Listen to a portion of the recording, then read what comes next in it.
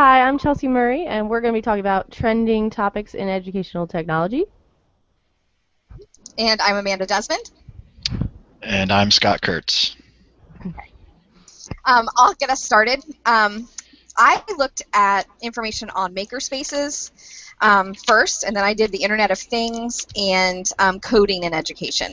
So for maker education, the makerspaces idea, these are like spaces, they used to be called like hacker spaces or fab labs. They have different names, but it's when it's basically these spaces that are created for creativity, to get people collaborating together, inventing things, learning things. They could have things like 3D printers, there could be software, there could be tools, craft supplies, hardware supplies, all kinds of different things could be going on at once in this makerspace. Libraries are getting into this a lot, and there are schools that are starting to, get involved in maker spaces. Some of the things that could be present, like, in a school, you could have cardboard things, electronics, robots, textiles, sewing, and just all these different things going on. So basically, it's taking learning and turning it into hands-on, allowing students to build things and really dive into creativity and working together and collaboration, which are some of those 21st century skills that as teachers I think we need to focus on. Do they create it first on the website or online, or do they just is it like sorry, I just was No, curious. that's okay. Yeah, no, I don't think so. I think using technology as part of a makerspace, they can Gotcha. go in and they can code and they can do those things, but it's not just technology based. Like it Okay. could be. My husband was looking into one. There's one that is they're working on opening near Baltimore. He's a woodworker, so he builds things, furniture and all that kind of stuff as a hobby. But it's this place where you could go and use woodworking tools that you may not have access to, for Oh, your own shop. So, like in the okay. one he's heard of, you pay a fee, like a monthly fee, and you can just go and use the space and learn about that. So it's Okay. I guess some of the ones in the libraries may be free from what I've read in the information online. But there are, and the ones in schools, of course, are open to all different teachers, can bring their classes in there, and their students can do things and build things. And there was a lot of talk about STEM, like science, technology, engineering, and math, and turning that into like the STEAM idea with adding the arts, and these maker spaces are part of that as well. Mm. So it's an area in a building where all kinds of different things could be going on at the same time, and students could be working on different things throughout the room. That's really cool. I like that idea. And especially in those places where kids don't have that opportunity to go to a certain place to do wood projects or to do those kind of creative elements that allows more opportunity not only within the schools but in the community too. I think Right. it's awesome. Right, and that was what was I didn't realize that a lot of libraries are being involved, Yeah. and so that kind of I was like, oh, I've never heard of that. There aren't any local that I know of. I tried Mm. finding any, and I asked my husband because I know he's talked about maker spaces and he's gone to a maker fair before, which is where people go and like share all these creative, these ideas and things. So I asked him, and he doesn't know of any that are around here either. But that's kind of an open area that maybe we need to think Yeah. about something like that in our schools and in our communities, possibly. Yeah.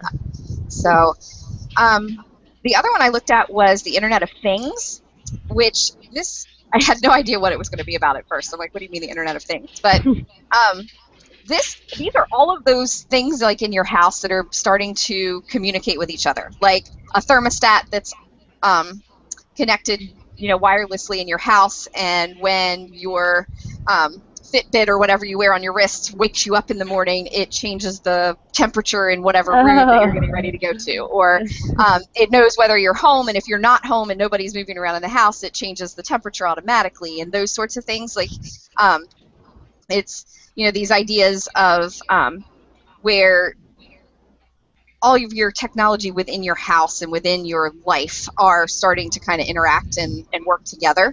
They talk about, garage doors and it telling you whether or not it's closed or open, and just all of these kinds of little things that could work.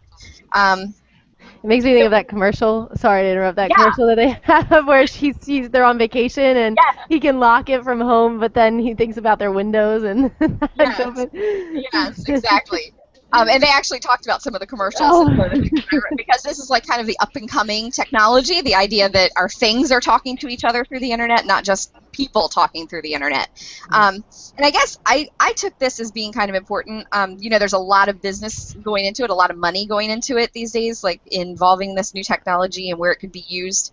And the speaker in the TED Talk was interesting. He talked about, why would this be important to people, just general people, other than like tech enthusiasts and things. And he brought up the idea that, his little fitness watch all of a sudden is recording how he's sleeping and his heart rate. And it notices that his heart starts beating out of whack and that kind of thing. And it sends a message directly to his doctor, who then gets the message and looks at the information that the watch sends and then sends an ambulance to his house before Wow. he even knows, what's going on. And then he's picked up and taken by ambulance back to the hospital, and so this way that your technology can talk to each other and communicate and possibly help you or be helpful. Yeah. There was a lot of, he talked about how security and privacy are important because you don't want things necessarily telling your information out there everywhere, all over the internet too. So that's kind of where it's going. And I thought of this in terms of, as an educator, if this is where technology is going, like this is where our students need to start thinking and being creative in how things are communicating and why it could be important. So that was what I was thinking about that. Okay. And the third one that I looked at was coding in education, which I found really interesting because I would like to get more students involved in coding. And I actually am going to start an after-school club for girls this year as part of my final project for the grad program. How we have to do the research project. So I'm doing like a STEM club, but I'm going to include coding as part of it for girls as like a way to motivate them into into those areas.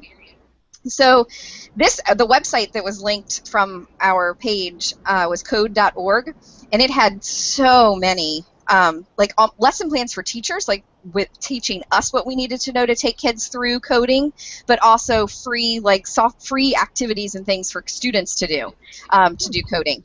And the big idea with coding is, the jobs are out there. More and more coding jobs are coming, to light all the time, and our students really need to be more involved. This particular group is a nonprofit that really wants to increase participation with women and minorities, which are the areas that are underrepresented in coding, in tech. And the whole idea that, teaching all of our kids in all of our subjects to code lets them be creative. It teaches them 21st century skills. They're communicating with others and building things together, typically. It can kind of build their confidence in what they're doing. It teaches them logic and problem-solving skills and things like that, looking at details and figuring out, why didn't this work when I tried it this way? And so by getting them to be more involved with coding in a fun way is a way to help improve some of their skills and prepare them for the future. I think that's cool because I know at my school they promote it, like they talk about the Java classes and the coding classes, and there's a week that like on the announcements they play every single day, like, oh, this is an aspect of coding, why it's good for you. This is an aspect, like you can go online and do like a Frozen activity, like the movie Frozen, and they have you code with that. And I've always seen it as a big push for the school, but I just don't know if that many kids are taking it up as like an offer, Right. which is like you need to get kids interested in a different way. Right. Yeah, and this had activities from early elementary school all the way through high school, which was, and it was all free, and they would do free training for teachers. If they didn't have local training, you can do like a web-based training on there, so it kind of gets you prepared for doing it, which it sounds like we're going to be doing at the end, the Scratch unit, which I'm excited about that because I don't really know much about coding, and I'm hoping that'll kind of give me a little introduction too. So that'll be good. Okay. We'll see how that goes. Yeah. All right, are we ready for mine? We're ready. Okay, let me share my screen here. Internal display, Google Hangouts. Go to the green one. Yeah. There we Did go. that work? Yep. You can see. Okay. Yeah, I can see me. All right, here we go. My first, now I can't see you guys, but I'm just going to ask, does anybody have any idea what they think wearables will be? Wearables? Wearables. Wearables.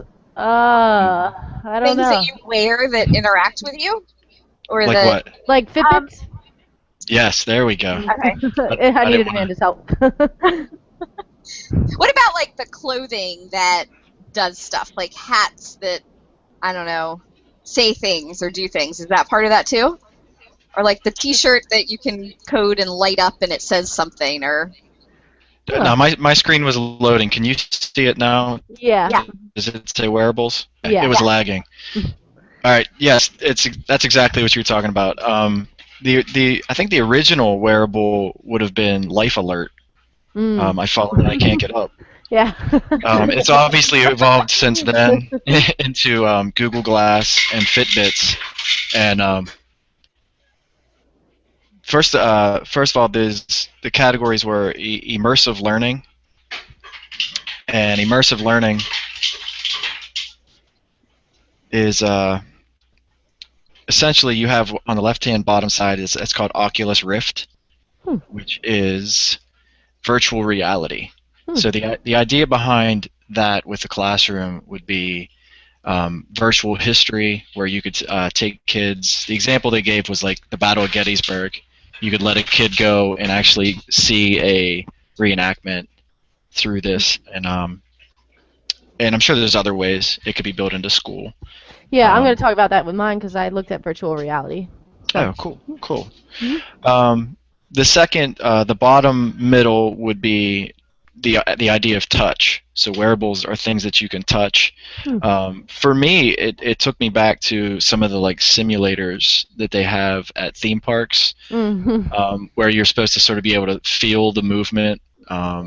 Like I know there's the Star Wars one where like when the ship's moving, you feel it. So the idea behind being able to physically have that sense of touch enhances, what you're doing other than just seeing it, but actually being able to physically touch it as well.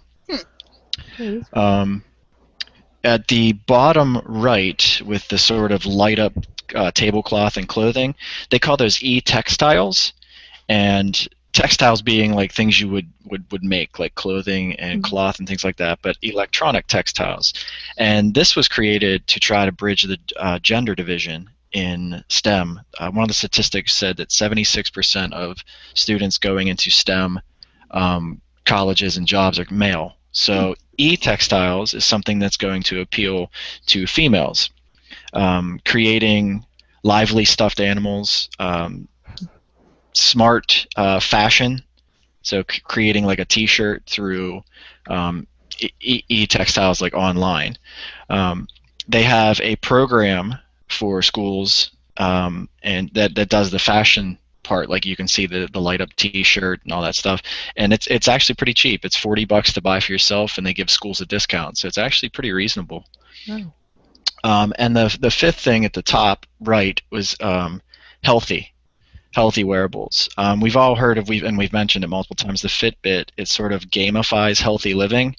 The one that I've put on the screen is called Zamzy, and it sells for $30, and it's for a younger demographic. The idea would be maybe in gym class, kids would wear them for that class. Then there is a USB port they would plug in to find out how they did, and they could earn points and open up games and things like that. So it turns a wearable into a really fun idea for PE.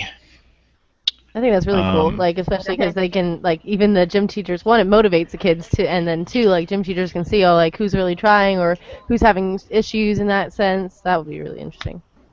Oh yeah. So yeah, I think wearables is going to be a costly thing moving forward, but I could see it happening. I think it would be like a lot of technology that's up and coming. I think it'll trickle down. It'll start at the collegiate level and then back into high schools, and then they'll realize they don't want to fall behind, and they'll start putting up the money for it. Yeah, it's true. My second category was mobile learning, and sorry, this page got really busy with pictures. This came from Edutopia, And the first thing that Edutopia talked about was mobile phones in the classroom. And I know my county is all over the board with this one. Our high schools allow them. Our middle schools don't. I think they would hope our elementary school kids wouldn't even have them. There is no clear-cut, concise, this is what it's going to be. So what they focused on was the fact that a cell phone is basically everybody's new personal computer that you carry with you. It's a skill that if you model it and teach it how to use it correctly in an educational setting, the hopes would be that the students would do that. Now, we're reasonable people. We know it's not ever going to be 100%, but I don't even think we can get 100% of teachers to adhere to some of those school rules. So true. So that was their first, and in the picture, it's sort of in the background picture, there's a teacher taking a giant sort of selfie or ussy or whatever you want to call that, and he's capturing a moment where the students are holding up an answer card in front of them. So he's sort of taking that moment in so he can remember it, and you can see no one's like, you could tell it's something that happens all the time in his classroom. The second thing that in terms of mobile learning was digital books and e-readers. So on the top left, there are some examples of the Kindle and Samsung. They all sort of have a different version and make and model. One of the positives that they were talking about in school was a program called Wordplay Productions. Anybody familiar with that? No. Okay, Wordplay Productions is their motto was no gimmicks, just a visual connection to language, and they focus on Shakespeare's plays. Oh, cool. So there was sort of like both sides of it. They have one e-reader that does, like, for younger kids, they do tons of visuals. They do tons of like reenactments with famous people and professional people doing all this stuff to sort of like make it come alive. And then for the older student, Wordplay does these just no gimmicks, just physical acting emotion to get you more in touch with the language. So it was sort of the idea of an e-reader in school doesn't have to just be, the rich kid's parents bought him an e-reader, so are we going to allow him to read his books digitally? There's tools that can come with it that could be something an entire class buys into. Oh, that would be so cool to have in the classroom. I think that kids would love that. Yeah. And there was a program, it didn't have much on it, but there's history stuff too. There's iBooks on bringing history to life. The third one was tablets in the classroom, which is going to be the other two pictures on the left-hand side. And then bottom right, iPads. And I want you to look at the picture at the bottom right where it says iPad Classroom First 5. They basically laid out their sort of guide of what to teach kids and when to teach it. You don't just have this sort of piece of technology in the room that you break out every once in a while. You make it part of the routine. And they were saying on day one you teach kids how to use the camera. Maybe you have them take a selfie of themselves the first day of school and then have them take another selfie at the end of school. They also were talking about how kids could take pictures of the projects they do and create a digital slideshow throughout the year. So camera and microphone, they were like, you got to teach that first. And then as it goes into the second tier and then the third tier, it's talking about like so many days into school you introduce them to how to surf the internet, and then several weeks into school they should be able to use these tools. It's a building block of using the iPad in the classroom. And then I think middle left you can see there's an art. It's an abstract art thing that the kids were doing in art class. I can see that being useful, what you were talking about with like how you kind of just go slowly in teaching them how to use the iPad, because I use iPads. I have a tech coach come in during the year for like a week. We do movie trailers on iMovie, and it's always a really great project, but there's some students who definitely struggle with getting, even though she goes through and explains everything, and you think that all these kids are like 21st century kids, like they know technology, but there's things that take them a while to do and figure out, and so like I think starting earlier and showing them little aspects here or there and then going through to do a big project like that, I think that would be an awesome idea to do. Because not Yeah. all of them have their hands on them. Yeah. We kind of think that they do, I think, but Yeah. they don't, and Yeah. they don't really get a chance to really learn that stuff. Yeah. And I think as we talked about last week with the digital divide, as more and more schools create that sort of one-to-one concept, or even just one cart in every classroom, the teachers have to buy in. I know my son was in the first round of one-to-one handouts, and he did not use his laptop at all last year. He had it all year. None of his teachers sort of knew, I don't know if they knew it was going to happen or not, but none of them sort of had a plan for how to use this laptop. With all the digital Wow. tools that come with this, it sat up in his room charging all year. He never even took Wow. it to school because his teacher said don't bring it. I was just blown away as I'm learning about all these things in this Right. class they could be doing that his just sat there, and that's at the high school level. Yeah. So I think the teachers really have got to start buying in. Absolutely.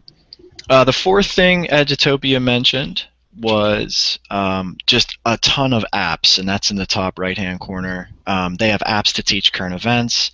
They have apps to stream video, outdoor adventures, middle school apps. They talked about having kids use Text Plus, which is sort of like the teacher would start like if you were doing a review of something and the teacher started a group text message and then everybody sort of commented with their answer.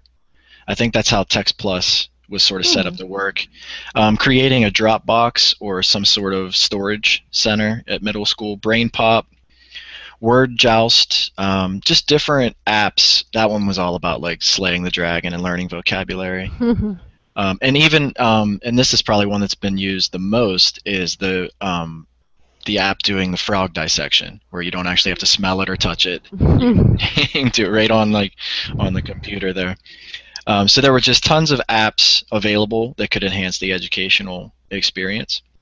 And the last app that I wanted to mention, because I know we got some English teachers, is there are lots of ELL and word language apps that I didn't know existed.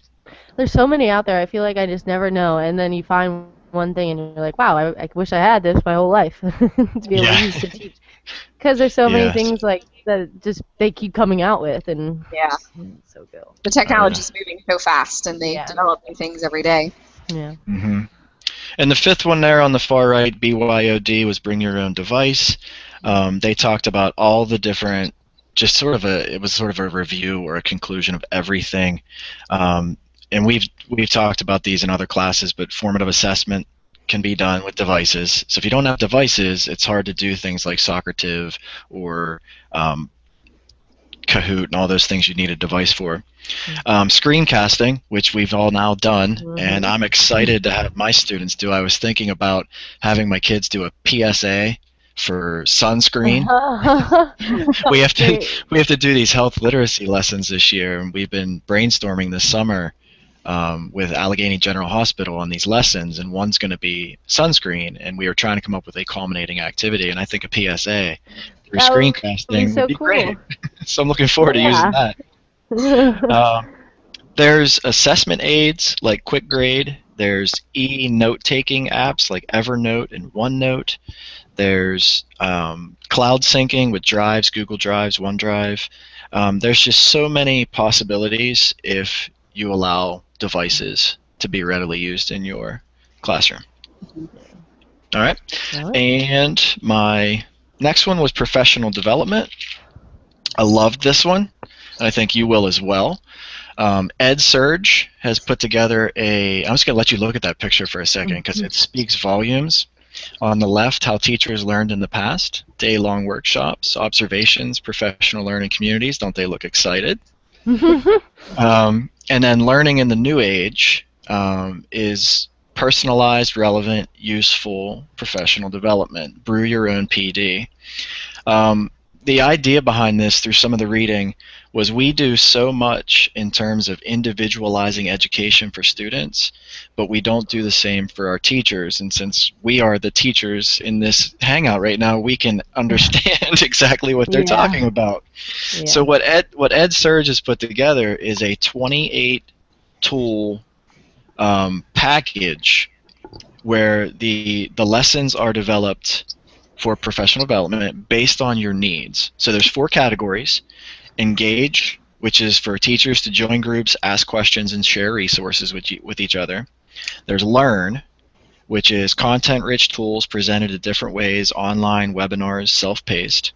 Support, educators connecting with experienced mentors for feedback, coaching, and improved practice.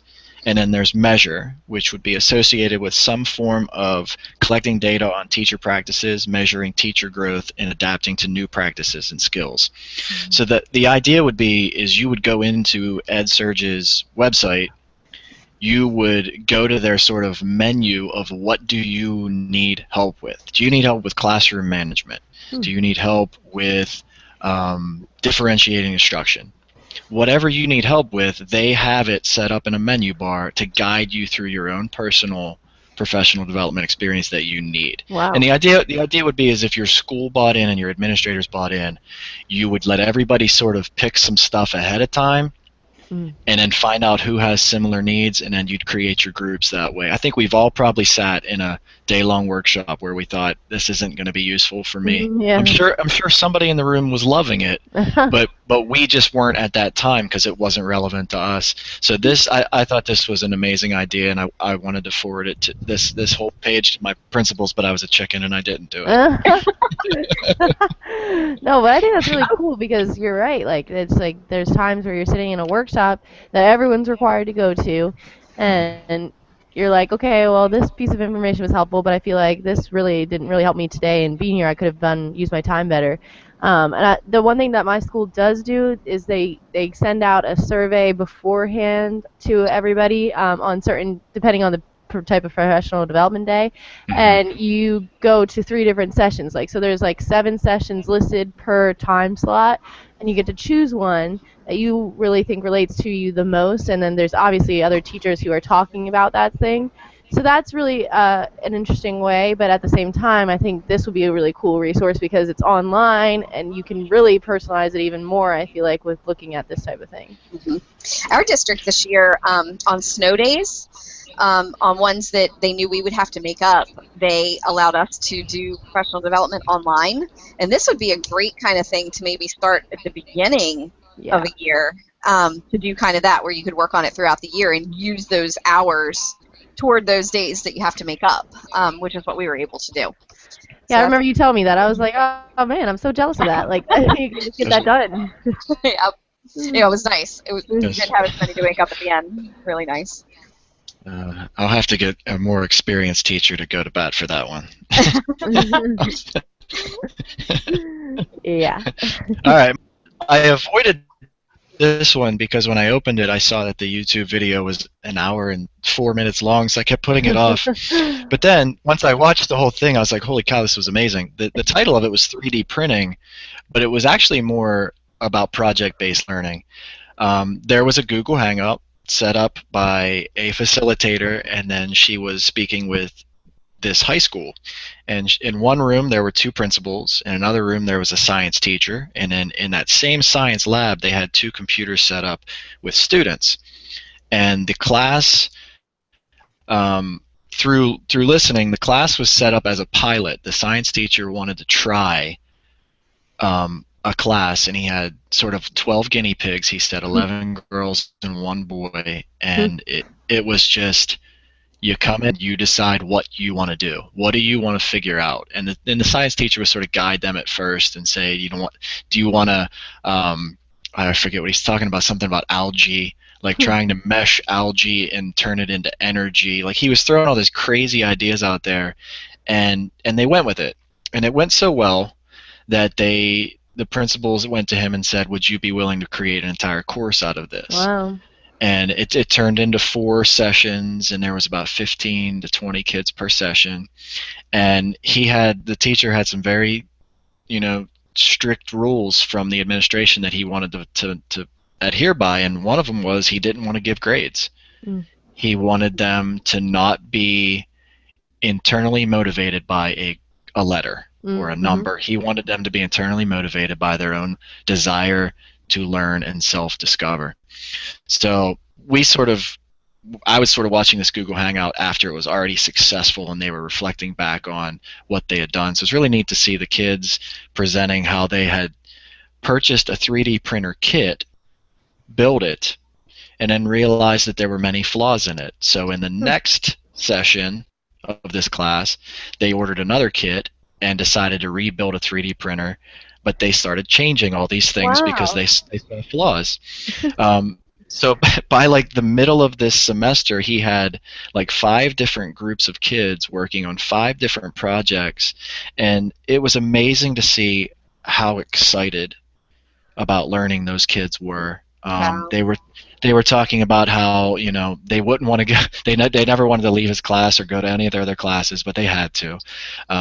The class was only an hour, but most of them ended up spending hours after school in the lab. Mm. And they talked a lot about trust, because the teacher was allowing them and trusting them to be in that lab and to be around, you know, if you're turning algae into energy, Lord knows how many problems there could be.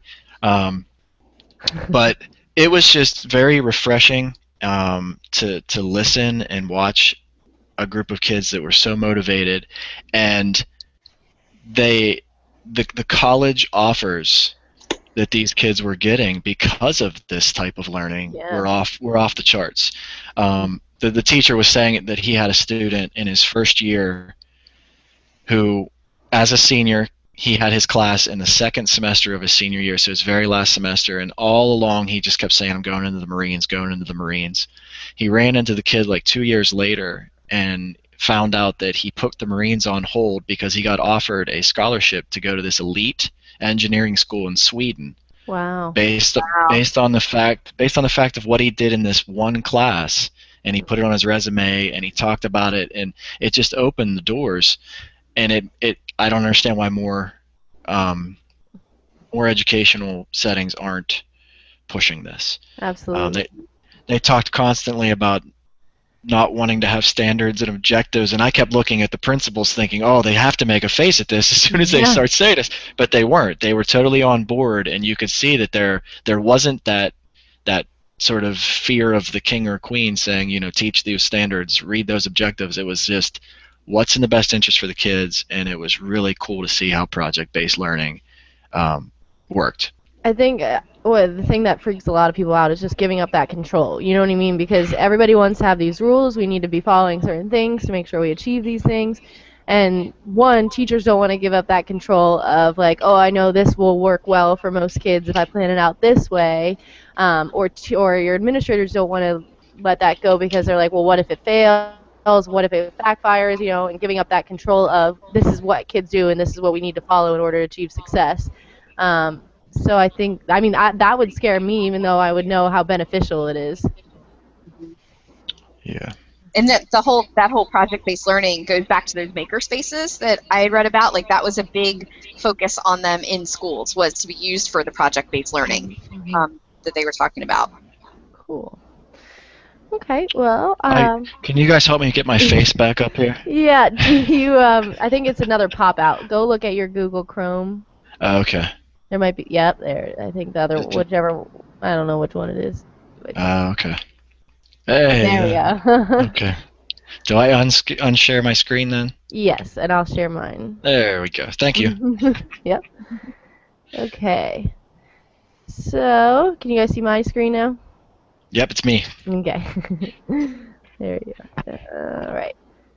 So, let's see. I have it up here. So, the first thing that I looked into was the use of video and audio, and I feel like for most teachers, this was the really big aspect of incorporating technology into the schools. Like, this is the very first step, at least that's what I feel like, into the whole big world of technology that we're in now, because once people start realizing we can't just do lectures anymore, you know, kids love it when you put on video or like use video to teach. I think that's where we started going the step of look at all these opportunities we have and how we can best teach it. So basically the website that I went to for this just talked about how videos and audio, they engage multiple senses. It's all about, one, they're no longer listening to the teacher talk, which they hear almost every single day, But two, they're watching someone do something, they're listening to it at the same time, and they can get a better idea of what might be expected. If it's a history aspect, you know, how sometimes like they'll have actors dress up and act out a scene. Video, we all know, like, just gets kids excited. They're like, oh my gosh, how long's the video? I want to watch it. Like, how long is it? At least that's what my kids do when I tell them we're going to watch a video. And then I tell them it's 3 minutes long, and they're like, oh man. But I have their attention for those 3 minutes, everybody's attention. And there's multiple ways to use video. It's not just here, put on a movie to show these kids, but you can do how-tos, you can do simulations, and you can do the flipped classroom, which, you know, I read my book, and I really enjoyed learning about the flipped classroom because it was so interesting to see. It was kind of not what I expected this whole time when thinking about a flipped classroom, but that you can kind of plan out those lessons that you know are going to be a little bit more tedious, where the teacher has to talk for the most part, and then that next day you have the kids watch it, and then that next day you come in and you can do a hands-on activity and like really focus on that concept, and you don't have to waste that time just sitting there in the classroom and telling them and lecturing them. And with a video you can kind of figure out a little bit more ways to do that. You can have kids create projects. So like I said, I do that iMovie trailer, which my kids love doing the trailer because it's so cool to watch them on the screen. And they love watching themselves. They love watching what their classmates do, and it's a cool way to incorporate projects. And one thing they do mention is that you don't want to just be like, oh, I want a video just to really engage my kids. You should always look for a video to support the objective that you're trying to reach. So I did a little bit more research after looking at that. It was a link that they had on the website, and they talked about how there's tons of research out there that use video that shows that video improves learning. They say that videos improve learning and retention, and therefore they improve scores. That countless studies, I mean, they had so many studies up there that they kept talking about how they would show students videos and they would do this, and it would increase their scores because they would remember it better, because they could visualize it and hear it. They use a lot of this research to focus on the No Child Left Behind Act. That was what they were focusing on and what I specifically looked at. They also found that the kids who watch Blue's Clues and Sesame Street, they always end up having, like, improving their reading skills, which I thought was an interesting concept. But when you think about it, they really are kind of teaching certain basics, and when kids watch those things, and obviously in a limited time, but they're more engaged in learning, and they don't even realize they're learning half the time. And another thing that they did was they tested this on all age students, so it was from kindergarten to college, and constantly that research kept showing that video improves retention, video improves their learning. They're not necessarily saying you should use a video every single day to teach something, but it helps to aid in a lot of instruction. So that was the first one, videos. Yeah, in terms of engaging, I went into sub for summer school last week, and I did a online. The whole theme was crime scene, and I found this online game that was a step-by-step process, and I was teaching them order of thinking. And when I came back, the teacher that had been there looked at me. She's like, "Kurtz, all the kids were asking for you." And I said, I was like, "It has nothing to do with me. It had to do with the fact that they were engaged with those computer programs." It's very true. They really look forward to that stuff. That's really funny. So the second thing I looked at was called Open Educational Resources, which I had no idea what it was when I first clicked on the home page. And then as I started exploring, I found out it has a lot of educational resources for us as teachers. Specifically, you know, when I think there's that Teachers Pay Teachers. Have you guys you've seen that website? Yeah. You have to pay another teacher for a certain lesson or something like that, and I think that's kind of unfair. I mean, I understand where they're coming from, because obviously they did that work and they put it all together, but at the same time, as teachers, you know, we talk about how we should be sharing our resources with other teachers so that we can make everybody better. It's not just about your classroom being the best classroom. It's about everyone teaching the kids the way they should be taught, and in the best way possible. So this website is a collection that's kept by a bunch of digital librarians, and they have a bunch of resources, and all of the resources that you look at are Common Core aligned. So especially because we need to have our standards to back up what we're teaching, every lesson that they have on there has a Common Core, has at least one standard that it falls under. And you can look up lessons by Common Core standard. You can look it up by subject. Like I can break down English with the different readings, so like reading nonfiction, reading informational text, reading fiction, and you can split it up and look at specific lessons for your grade. You can create groups to share. So like say you at your school, you really wanted to get all of your teachers in the department on the same page. You could create a group, and that way not only you can post other people's lesson plans that are on there, everybody can use every single part of the lesson plan is available. You don't have to pay anything. But then everybody can see those ideas and bounce ideas off of each other in that type of way.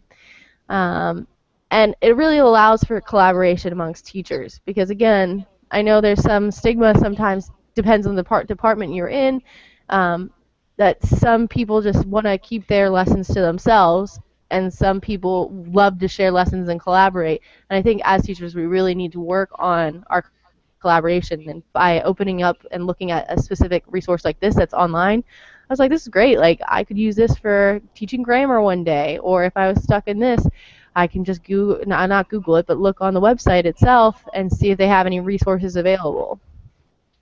So that's really a cool thing. Like, they have tons of ideas on there. Yeah. I like that idea because I think we all should share everything too. Yeah. It just makes it better. I just don't understand why you wouldn't. Yeah. And the last thing I looked at was virtual/augmented reality. And at first I had no idea what augmented reality was.